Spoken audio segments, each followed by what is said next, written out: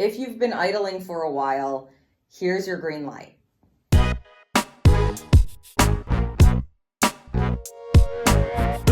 On Friday, November 21st, Ceres goes direct in Aries. Just a bit of a background on this particular asteroid's movement. It moved into Aries on May 16th. It went retrograde in Aries on August 11th. It's going direct today for us and will stay in Aries until March 13th of 2026 until it moves into the next sign, right? The sign of Taurus. This is the asteroid that offers up nurturing, growth, renewal. So let me read you the description from astrology.com to give you a bit of an idea of how it is that you can align with this kind of energy. It says, after months of inner conflict, it's time to stop fighting ourselves and start embracing change.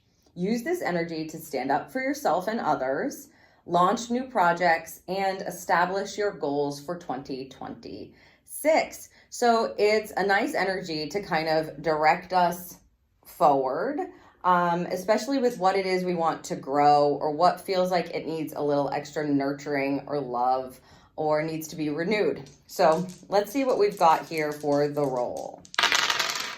Ooh, that one flew. It's a 6 and a 3 there, giving us a 9 energy. It feels like a 9 to me. Sometimes when I roll the dice, they feel like they're separate energies, and sometimes they feel like Spirit's just going like, it's a 9. It's not a 3 and a 6, it's a 9. It is a 3 and a 6, so, creative energy, collaboration for more balance, for more harmony, which is a wonderful energy individually, but coming together as the 9, this feels like, something wants to come to a close. Maybe the way that you were doing something is shifting, something's being renewed, you're giving your energy to it in a different way, you're able to nurture a different part in a different way. Maybe it's something that you've been working on for a while that is going to shift or change, embracing change, start embracing change. The description tells us to stop fighting ourselves. I think it's like, if something isn't growing or it needs to be renewed or it's just old, this is the time where if you've been in conflict about it, you're going to start to probably get some clarity about how it is that you can creatively change it so that it's more harmonistic, if that's even a word, or it creates like peace and balance in your life. You don't need to hold on to it or be doing it in the same way over and over again, and maybe coming to a close. Let's see what our guidance gives from the cards, and I'll get them shuffled up so we can get into that.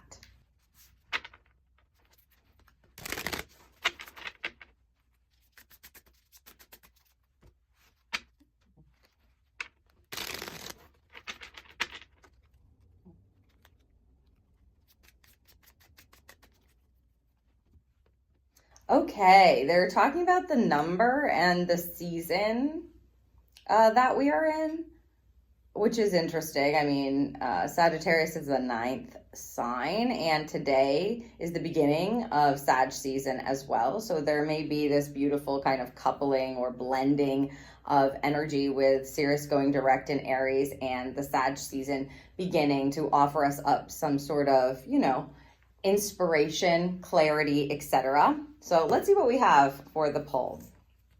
Ooh, you, the Muse. Take a look at this. If you'll notice, it's card number 3 here. So that's a little bit of an indicator. It just feels like there's some collaborative energy or creative energy. This is a Lotus card. This card is a pretty powerful card in this deck. I use this deck a lot for various different readings, etc., and because I love the energy of it. This particular card talks about really returning to yourself as inspiration for your own purpose, for your own path, for your own decisions, for what you're willing to create, what you're showing up for, etc., to allow yourself to be the muse for your creations or for your life. As opposed to looking externally for something to be your muse. This is about realizing and recognizing that you can be your own muse, that your life is worth looking at from that perspective, and your energy is worth looking at from that perspective. And this lotus here asks you to open up your crown to realize that there is some divine essence or divine purpose connected to what it is that you're meant to nurture. If you're looking to release something in this energy, or if you've noticed that there's been some conflict around things, I would suspect, especially with this card being pulled, that it is inner conflict that is bumping up against what your natural frequency wants to vibrate at. So returning within during this retrograde that's been going on, right? Ceres is going direct today, has been an inner line into your flame within or your spirit within. And so now we're taking that and we're realizing that you can become your own muse. You are your own muse. You don't need to look externally for something to light that fire within you. That was apparently the goal, apparently, is what they're saying. Like, hopefully you understand now that your spirit and your nature and your frequency is one that can provide this, what they're saying is sustenance, and it's important to nurture it. It's worth nurturing. This is going to see us doing that in a very direct way, or in a way that is palpable, okay, over the course of the next several months. You may find that you're kick-started, because that's what Aries energy is all about. And with the combination of this going direct right at the start of Sag season, there's probably these beautiful blossoming inspiring or passionate energies that are wanting to be recognized by you and wanting to lead you, is how Spirit is saying it. They want to lead you. Will you follow? Will you listen? Will you lean into that? In other words, stop looking outside of yourself for that inspiration. It's all right there. Yeah, it's all right there within you. Let's see what the tarot has to give. The star card here. Yes, this is essentially, this combination is saying you are the star. Yeah, and look at that beautiful depiction of the star in this deck. It's very like geometrical, this deck. It's bright and geometrical. Yeah, the sacred geometry. Yeah. It's like, I don't have much else to say about it except that it's woven into your energy. Spirit is bluntly telling us, you are the star of your own life. You are the main character. You are the one that is shining. Give to yourself, nurture yourself. This is not in any way egotistical. This is divine energy. This combination of cards is telling you it's time for you to focus on what wants to shine brightly within you, that you've realized or that you've understood. And I would say, look to the energy that has been conflicting. Let's say in the past, several months, what did I say? May 16th, it moved into Aries and went retrograde on the 11th. So August 11th, August, September, October, past like 3 months-ish. Whatever's been in conflict within yourself, recognize that as an arrow, because right now that's going to direct you to where the light needs to shine more brightly, or what it is that you're meant to bring to the surface or shine out into the world, for lack of a better way to say it. It's like you are your own star. To nurture that and renew that is going to be very important with this type of aspect and this particular asteroid. It wants you to recognize where your focus needs to be.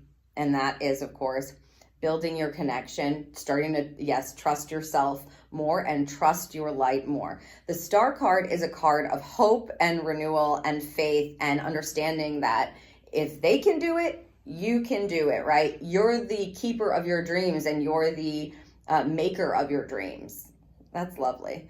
You're the keeper of your dreams and you're the maker of your dreams. You're the one who has the dream. You wouldn't have the dream if you couldn't make it come true. You're the star who's chasing that dream, or who's going after it, or wanting to manifest it, or going to focus your attention on making decisions to be able to do that. there is something that feels to be closing out or being let go of. And it has to do with recognizing that the conflict that you've been feeling has been the arrow all along, because it was being dissonant or creating dissonance to your actual divine frequency that wants to shine and show you how absolutely beautiful and capable and creative and passionate and inspiring and amazing you are. It's like, go out there and be the star. You're the muse. You the muse. You're the muse. You're the star. And that's what they got to say about it. Okay. Let's see what the charm gives. Wow.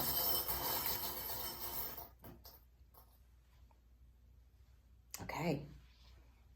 A flower.